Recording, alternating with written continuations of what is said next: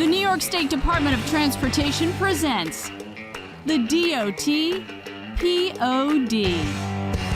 And welcome into the DOT POD. I'm Josh Heller. And I'm Anya Cardos. And we are delighted to have you joining us. Well, today's episode may hit close to home for many of our listeners, as the discussion today is going to surround recovery efforts following fierce storms and devastating tornadoes that impacted communities across New York just a few weeks ago on July the 16th. The wrath of Mother Nature tore through neighborhoods, leaving a path of destruction in her wake. Uprooted and broken trees were left scattered like toothpicks across highways and roadways, and homes and buildings were damaged or destroyed. And as the dust settled, the focus shifted from survival to recovery. So that's why today we're talking about resilience and restoring communities after a time of crisis. And we are so proud to be joined by NYSDOT's Assistant Commissioner of Operations, Pat Barnes, and Chris Wade, Supervisor, Equipment Operator Instructor based out of our Latham sub-residency. Thanks for joining us, guys. Yeah, thanks for having us. Yes, thank you. Well, we always want to kick off our episodes with getting to know our guests a little bit better. So, Pat, you are a very familiar face within these walls here at 50 Wolf, our main office here, 50 Wolf Road. Tell us a little bit about yourself and your role here for those who don't know you. Okay, for those who don't know me, currently I'm the Assistant Commissioner for Operations, which means I see all the operating offices, which would be the Office of Transportation Maintenance, our Fleet Administration, our Modal Safety and Security Group, and our Traffic and Safety. So my role is basically to help those offices coordinate to respond to whatever we need to respond to, whether it's staffing up for the winter, getting plow drivers ready, or like a couple weeks ago, we watched the weather. When you're in operations, that's all you do is watch the weather 24/7. So we have warning, right? Something's coming. So we make sure that the regions have what they need to prepare for, whether it's special pieces of equipment or just to make sure they can go out and clean their drainage and stuff like that. So that's kind of my role. All right, Chris, share a little of your history here. So my history, I started off as a highway maintenance worker back in '06, and a few years after that, I became an equipment operator instructor. And then for the past 6+ years, I've been the supervisor to equipment operator instructors.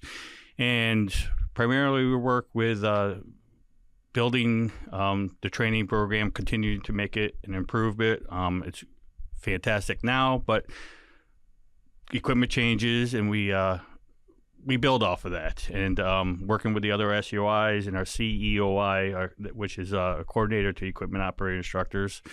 And we work on training operators to become competent and on various pieces of equipment, whether it be a wood chipper, which, as I've said before, is one of our most dangerous pieces of equipment, which you got to see firsthand a few weeks ago when we were out in Warren County. That's right. And then to our bulldozers and our gradalls and our track hoes.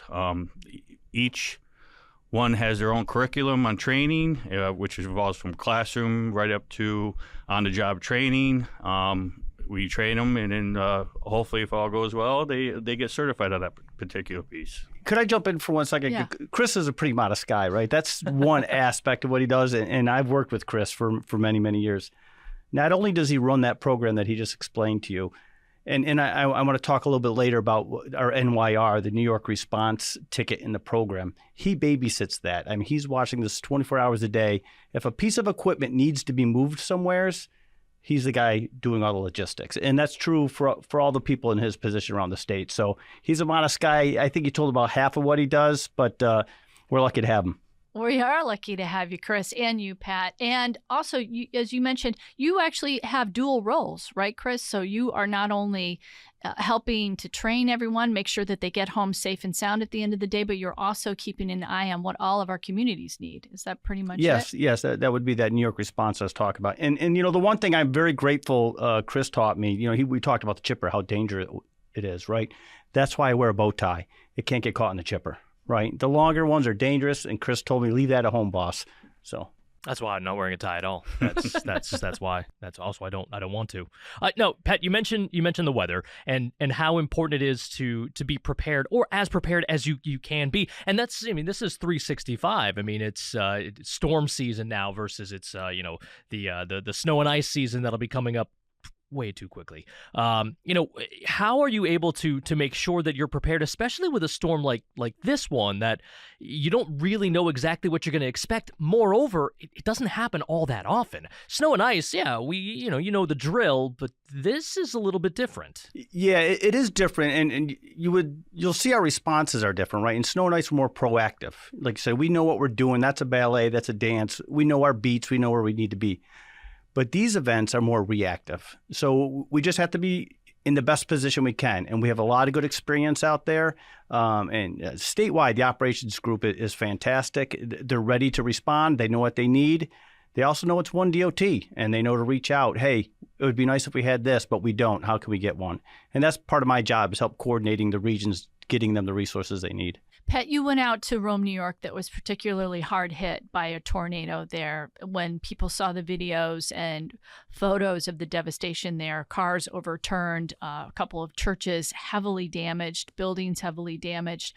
What was that like for you when you visited on the ground, and what is it that the Department of Transportation offered when you got there? It's heartbreaking to see, right? I mean, and there's a lot of footage of the churches with the roof ripped off, and yeah, that's terrible. But I got the opportunity to go to the neighborhoods, and it was just unbelievable. You couldn't even find the roads. The trees were blown over.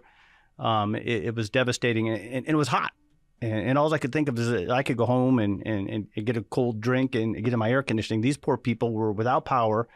There were lines of utility poles snapped off. And these aren't things, that you can just replace in minutes. And so I real heartfelt for these people and what they're going through. So what did DOT do? We were requested by the city of Rome to help them clear the what we call the green debris, the trees and stuff, out of the road so emergency services can get through and people could start to recover. The utility companies could get in there. So led by our Utica region, the outstanding regional director of operation and RD out there, they raised their hand. They came up with a plan, and they needed additional equipment. So they said, it'd be great if we had some skid steers with some grapple buckets, which is basically almost like a fingers, right? So they can grab the brush. And with these narrow city streets, they were able to go in with these skid steers and pull the brush out to where our larger equipment could handle it, and we either chipped it or hauled it away. We actually embedded with National Grid. We can't work on a street if there's live wires or down wires, and we're taught by people like Chris that if you see a wire down, assume it's live, right? Because bad things can happen. So we worked with Grid, told them what we needed to do. They told us what they had to do, and it worked great. They were cutting wires and throw them out of the way so that we could move brush so that they could get back in and reset the poles. So I think by Saturday, they had the initial mission completed. Another thing I saw out there was there's no power. All the signals were black, right? They're dark signals, right? And a lot of people forget that, if it's a dark signal, it should be considered a four-way stop. For DOT, we have all our signals rigged up so we can hook a generator to them to keep them powered. The city didn't have that luxury. I saw a couple of the city traffic lights that were actually on mast arms, right? Like a metal arm that holds the street light over the center of the street, completely turned 90 degrees. The power of the wind was unbelievable. So we had three traffic signals state-owned, completely destroyed. We have limited resources to fix these in each region. So again, one DOT, they asked for help, and we brought people in from the Syracuse area. And I think in a day or maybe two, we had all our traffic signals completely rebuilt, right? Soup to nuts. And since then, the city of Rome has reached out to us and said, hey, you guys are pretty good at this traffic signal stuff. Can you help us out? You talk about this collaboration, and there really has to be. You mentioned National Grid. You mentioned the city, the county. There has to be so much collaboration with so many parties with massive stakes in this. Just talk about those relationships that we have and those relationships that we need to have and cultivate in order for this to go as smoothly as it can possibly go in a situation like this? Unfortunately, we've had a lot of disasters in the state, and we're getting good, right? We're getting a lot better working interagency. I see a lot of good relationships with the different departments and agencies. The biggest thing is leave your ego at home, right? This was new for the city of Rome. I'm sure they've never seen anything like this. But DOT, dishes, state police, all the other New York State agencies that we're used to working together, we're able to coach them and say, hey, you know what? We can do this. Ask us. And I talked about the New York Response, which is a system set up for local entities to ask for help.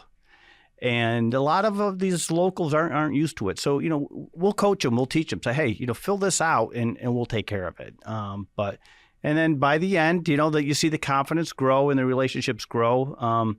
But yeah, it's unfortunately practice makes perfect. And it goes right down to our snow and ice, right? We do that internally all the time with our snow and ice stuff. People don't even know what we're doing, moving assets around. Chris, you and I met a few days after this storm struck in the North Country, in the Adirondacks, along Route 28, correct? Yep. And it was like a big game of pickup sticks. Describe the roadway there and what it looked like and what that work was like. So when you say pickup sticks, picture them being 12-inch and larger diameter trees that were just a mess. They're not Lincoln logs? They're not Lincoln logs. No. I mean, they were massive. Yeah, they were every which direction. So we pulled up, and it was something to say, you can't even walk it. You can't jump over these trees. I mean, they're that massive, and there's just so many of them. So what do we need? So we had our 7:30 regional call the morning of, and I could see the request of, we need log trucks, we need the bucket trucks. So I made a few calls to my counterparts. Hey, just a heads up. They got back to me instantly. Hey, we can offer this. After that, there was the 8 a.m. call. We put our request in. So when we got there, I mean, you saw it. We were doing quite well with the pickup. So I actually drove around to the backside of it, and I had no idea how long is this stretch right here. It was a good quarter mile long, and it was just, I mean, you could just see where the tornado hit. It was just, everything was bent over. And, you could see it. You could see the path, and that was what was amazing about this storm. It's not only in Rome were they dealing with a tornado, but the North Country was also dealing with straight line winds, tornadoes as well. I mean, this was a wide swath of devastation. And not only there on 28, but a little further north as well. So there was a spot on the Speculator, on Route 8, on the Speculator, by Speculator Lake. Sorry, it was the Fulton, Warren County line. There was a narrow path that they were cleaning up, and also on Route 9. Now, we had that storm just before the eclipse. Well, that was more widespread, but this is so consolidated, but much more, I think there was much more damage in that isolated area to pick up. I mean, it was massive.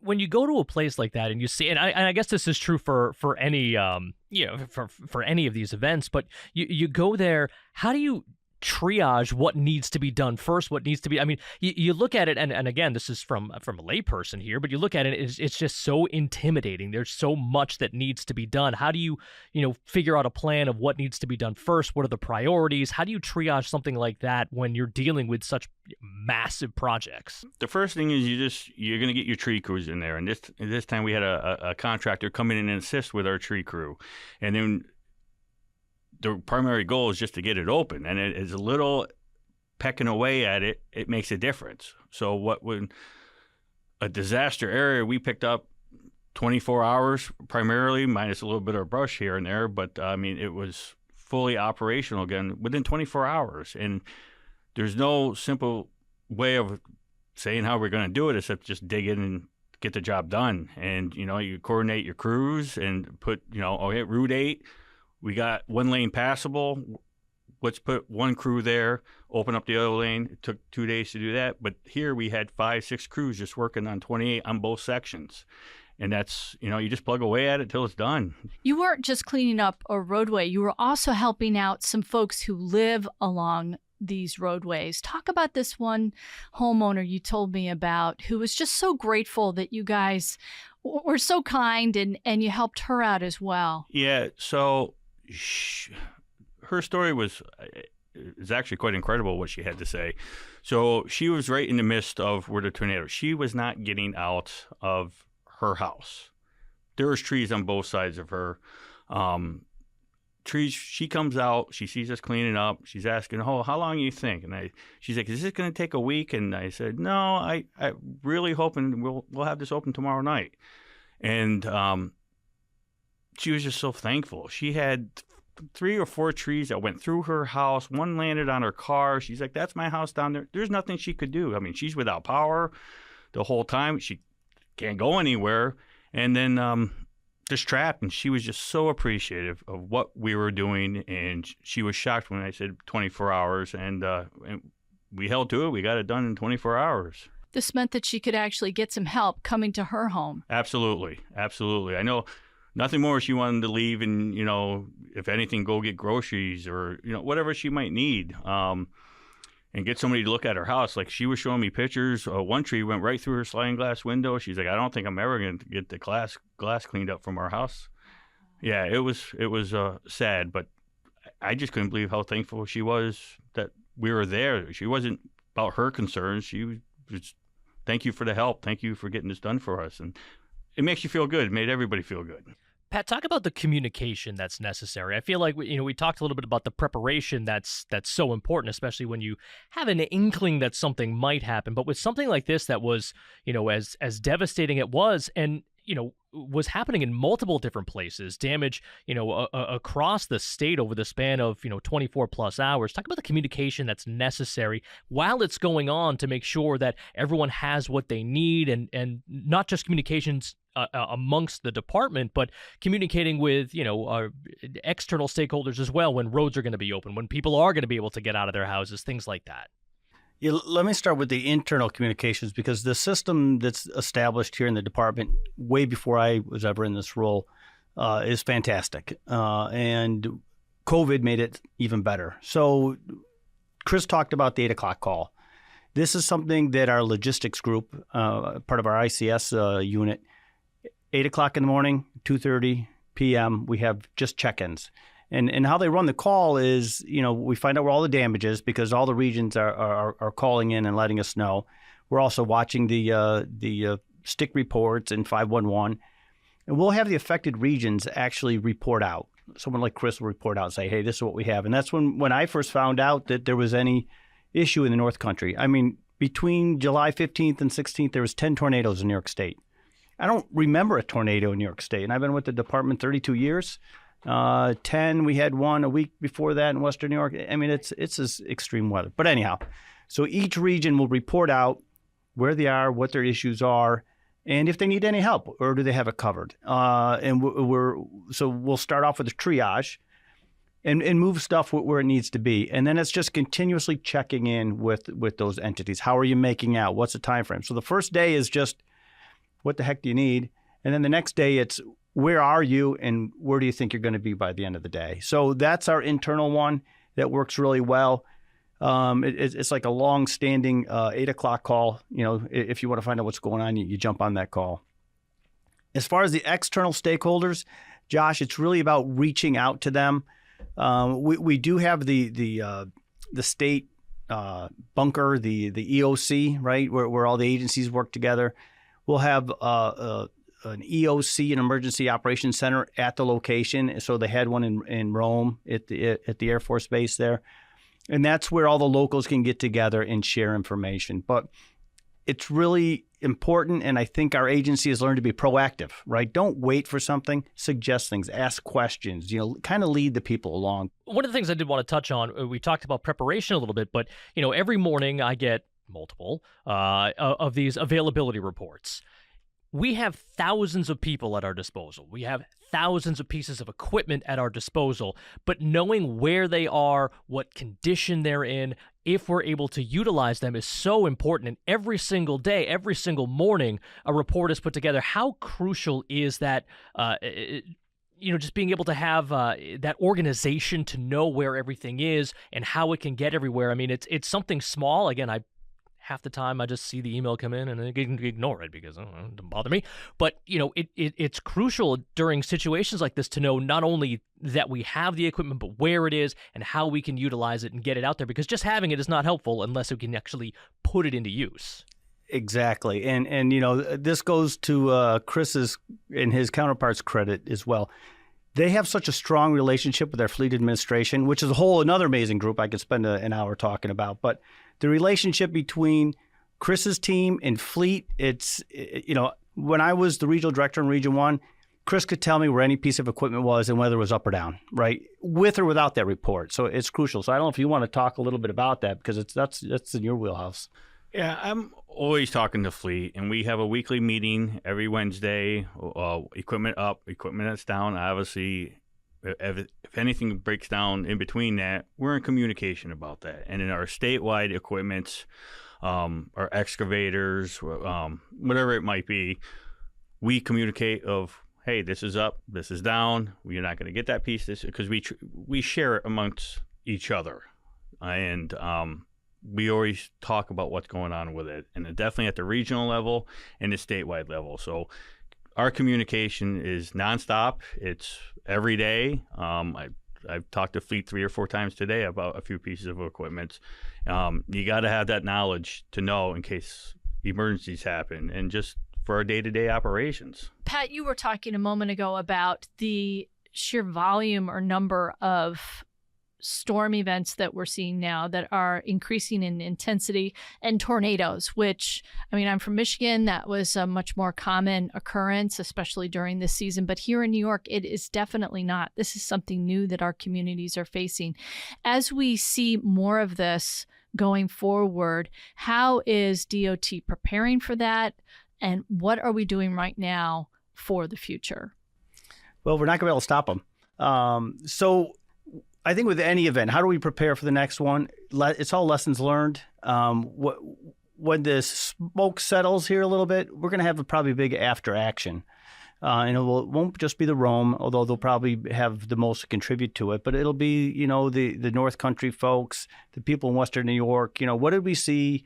What do we need? Where do we think we fell short a little bit? And how do we prepare for that? Do you do that a lot? We do it for every event. Okay, every event you come back and you do kind of like a post-op, yeah, basically. Well, they call it a hot wash or whatever. Matt Vasel, I'm probably disappointing you with the language here, but I am so fortunate to be part of this operations group because they're all fantastic. You'll hear me brag about the maintenance people, fleet, our motor folks. They're all great. But yeah, we're very proactive, and we learn from every event. Yeah, snowstorms are a whole different animal. It's easy to say the snow is going to hit Buffalo. There's lake effect, or it's going to be down towards the city, or it's going to be in Essex, wherever they think the snow is going to be. They move resources, and that's the great thing, is moving resources to where the storm is.